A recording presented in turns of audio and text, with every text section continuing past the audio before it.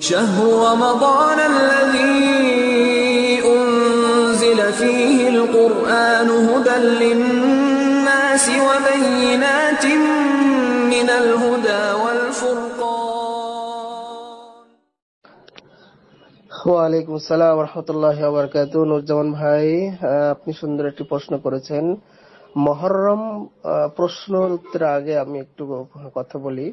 সেটি হলো, মুহররম উপলক্ষে মুসলিমদের একটি মাত্র করণীয়, সেটি হলো ৯ ও ১০ই মুহররম অথবা ১০ ও ১১ই মুহররম দুইটা সিয়াম রাখা।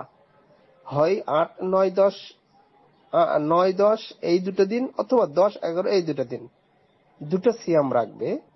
এইটাই হচ্ছে একমাত্র করণীয়। এখানে আর কোনো আলোচনা সভা, কোনো সেমিনার সিম্পোজিয়াম করা, কোনো খাওয়ার ব্যবস্থা করা, কোনো মিলাদ করা, কোনো সিন্নি বিতরণ করা, কোনো দোয়ার অনুষ্ঠান করা, এমনকি এই উপলক্ষে কোনো কিছুই করা বিদআত হিসেবে পরিগণিত হবে। সুতরাং যদি কোনো জায়গায় অনুষ্ঠান হয়, কোনো খাওয়ার অনুষ্ঠান হয়, সিন্নি বিতরণ হয়, গরু জবাই হয়, হাঁস মুরগি জবাই হয়, বিশাল অনুষ্ঠান হয়, একজন মুসলিম হিসেবে আপনার আমার করণীয় সেই জায়গাগুলো থেকে বেরোতে থাকা এবং তাদেরকে এড়িয়ে চলা। আল্লাহ আমাদেরকে তৌফিক দান করুন। আমিন। আসসালামু আলাইকুম ওয়া রাহমাতুল্লাহি ওয়া বারাকাতুহু।